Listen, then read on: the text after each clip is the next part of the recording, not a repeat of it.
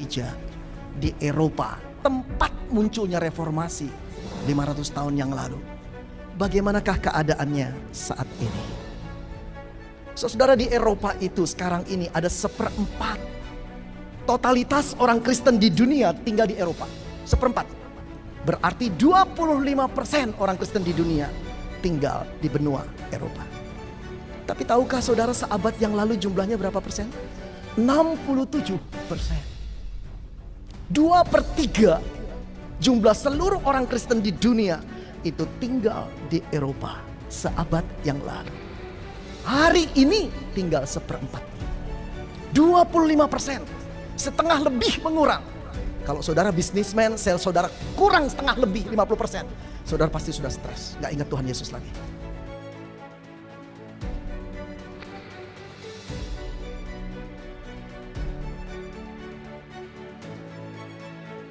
Saudara yang dikasihi Tuhan, itulah keadaannya.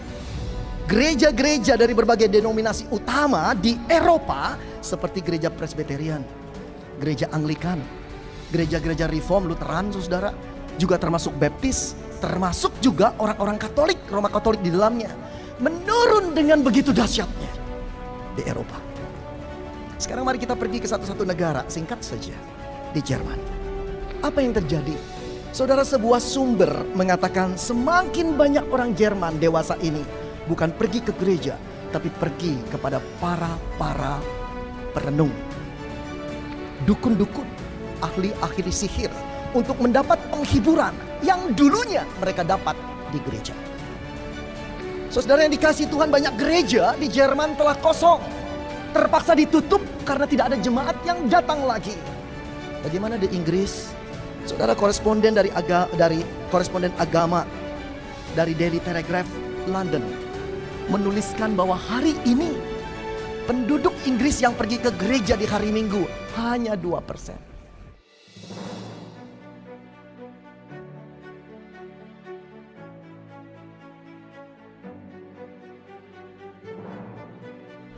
Hanya 2%, saudara. Diramalkan 3%. Kita memperingati 500 tahun reformasi, tapi saya nggak yakin kota-kota ini memperingati. Lalu buat apa kita peringati?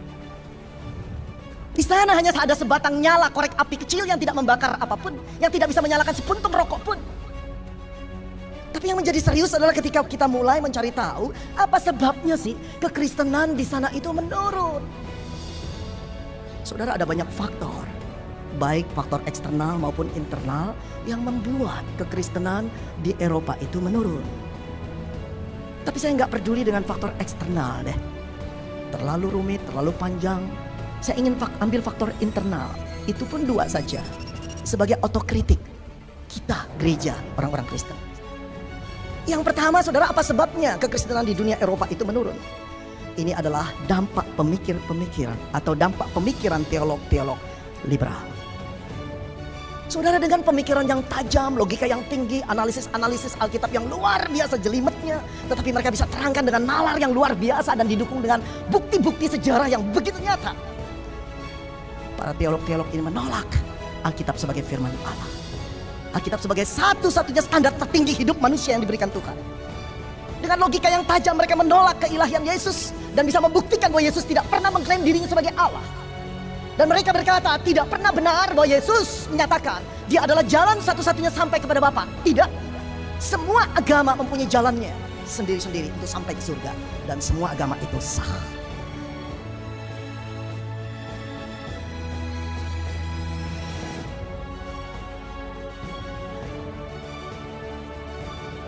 Lihat aja di Amerika, gereja-gereja udah tutup, gereja beralih fungsi, gereja jadi pasar, gereja jadi bioskop, bahkan ada gereja jadi masjid.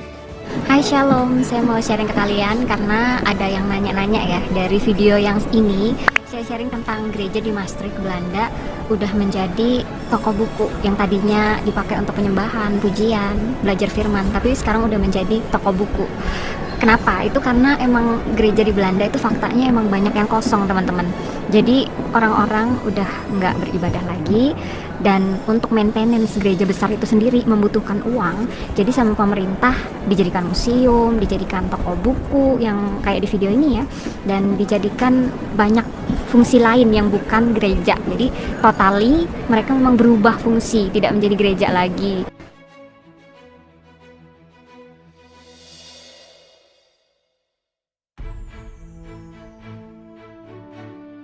Dengan logika yang tinggi mereka menolak untuk percaya setiap kisah-kisah mujizat di dalam Alkitab.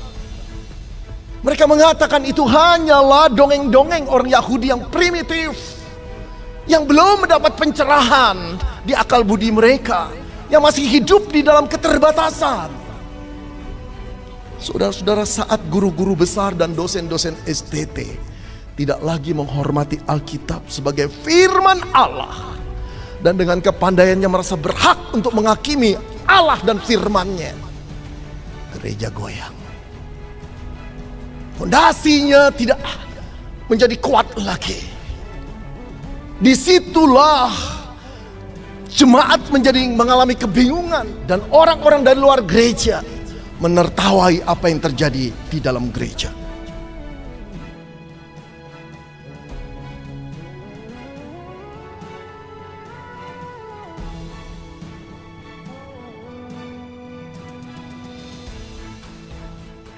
I'm quite surprised to see quite a sizable number of Muslims here in Korea.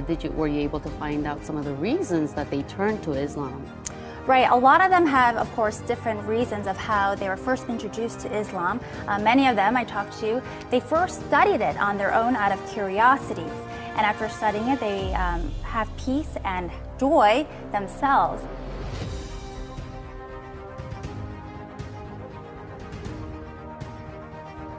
20,000 Americans every year decide to convert to Islam. These converts say they don't regret their decision at all. Growing numbers of young Australian men and women who are converting to Islam. One of the world's largest religions is gaining followers from a very unlikely community. A growing number of Hispanics are changing their religion and following the teachings of Islam.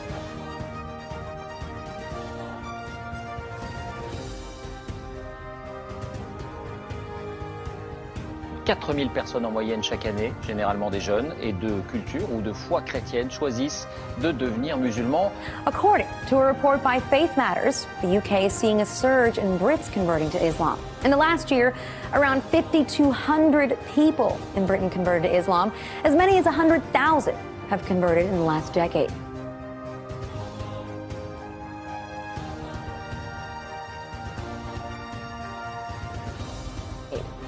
Warum dennoch immer mehr Deutsche zu Moslems werden, Martin Toroxel berichtet. It's the world's fastest growing religion, Islam. Islam is the fastest growing religion in the world. Islam remains the fastest growing religion. Islam is the world's fastest growing religion. Census suggests many of them are turning to Islam. Islam is the fastest growing religion in all of Canada.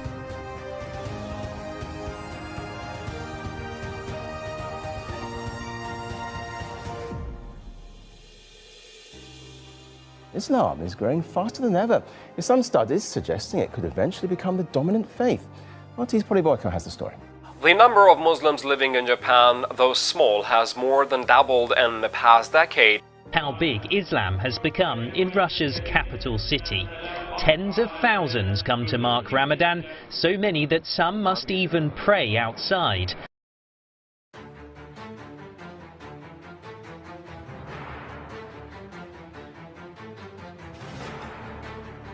"5,000 people converted to Islam in the UK.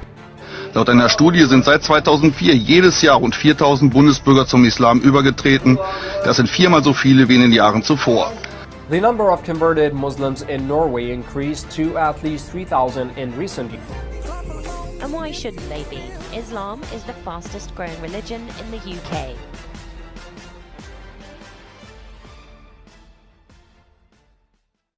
Lihat aja di Amerika.